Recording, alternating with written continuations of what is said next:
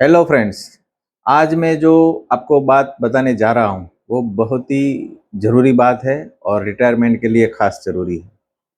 आप जब रिटायरमेंट होते हैं तो आपको कितना पैसा चाहिए, वो एक प्रश्न हमेशा सबके दिमाग में रहता है। तो पहले मैं आपको थोड़ा उसका कैलकुलेशन बता देता हूँ। जैसे पहले आप डिसाइड कीजिए कि भाई आपको मासिक खर्च जो जीवन शैली जीने के लिए ज़रूरी है वो कितना है। किसी का 30,000 होगा, किसी का 50,000 होगा, किसी का लाख रुपया होगा। एक एग्जांपल लेते हैं। तो सपोज 30,000 मासिक खर्च से जिसको चल जाता है रिटायरमेंट में, उसके लिए क्या करना है?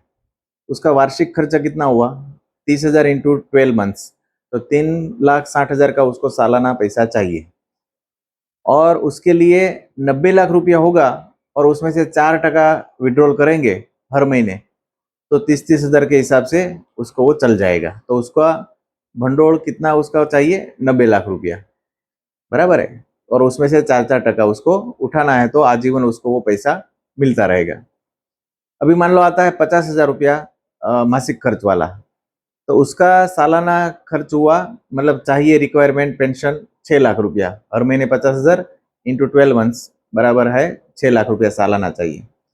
तो उसके लिए 1.5 करोड़ रुपया चाहिए, ताकि जो 1.5 करोड़ रुपया कॉर्पस होगा, भंडोल होगा उसके पास, तो उसमें से 4% निकलता रहेगा सालाना, तो उसका खर्चा चलता रहेगा और पेंशन लाइफ टाइम मिलता रहेगा, बराबर।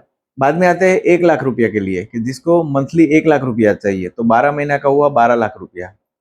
तो उसके लिए 3 करोड़ रुपया भंडोल चाहिए, बराबर है। तो उसमें से 4% हर साल निकालते रहेंगे, तो हर महीने 1-1 लाख रुपया उसको लाइफ टाइम मिलता रहेगा। तो एक गिनती कैसे क्या होता है, कैसे करने का? तो जो भी आपका एनुअल खर्च है, एनुअल एनुअल पेंशन, आपको वार्षिक पेंशन जो चाहिए, उसको 25 से गिन गिन लो, बराबर है। तो जो भी रकम आती है उसका मतलब उतना पैसा उसको चाहिए, बराबर। और वो पैसा भंडोल बनाओ और उसको इन्वेस्ट भी करो ताकि ज़्यादा हो जाए, और उसमें से बाद में 4% आपको निकलते रहना है, बराबर। 4% का जो नियम है वो ऐसा है कि आप उतना लोगे तो वो महंगाई के साथ एडजस्ट किया, इन्फ्लेशन के साथ एडजस्ट किया है, तो आपका पैसा कभी खत्म नहीं होगा, वो लाइफ टाइम चलता रहेगा। फिर हम देखते हैं कि भाई हमारा जो इन्वेस्टमेंट है कहाँ बढ़ सकता है। तो मैक्सिमम आपका जो पैसा है वो इक्विटी म्यूचुअल फंड में आप डालेंगे तो ही ज़्यादा रिटर्न आपको मिलेगा। अभी और एक चीज़ आपको बताना चाहता हूँ कि भाई आप जितना जल्दी चालू करेंगे उतना आपको कम पैसे में ज़्यादा भंडोल मिलेगा। मैं एक आप एग्जांपल देता हूँ आपको 10,000 की एसआईपी का। अगर आपकी उम्र 25 साल है और 60 साल में रिटायर होते होना है, तो आपका 10,000 का एसआईपी है वो 60 साल में आपको 3,83 करोड़ रुपया जमा करके दे देगा। अगर आपकी उम्र 30 है और आप 10,000 की एसआईपी चालू करते हैं, तो 60 साल की उम्र में आपको वो 2 करोड़ बना के दे देगा। आपकी उम्र 35 साल है और आप एसआईपी चालू करते हैं 10,000 की, तो आपको वो 60 साल पे खाली 1 करोड़ रुपया देगा, बराबर है।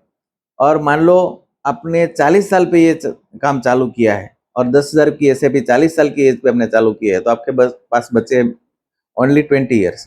तो 20 ईयर्स में अगर आप 10,000 की एसआईपी मंथली करते हैं 20 साल के लिए, तो आपके पास केवल 59 लाख रुपये ही रहेगा।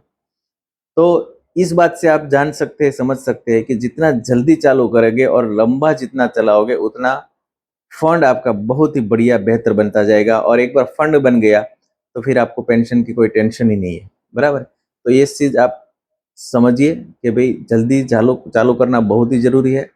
और एक बार एक आपका फंडोल हो गया तो आप फिर पेंशन के लिए कोई दिक्कत नहीं आएगी, ठीक है। तो बस आज के लिए आपको इतना ही बताना था।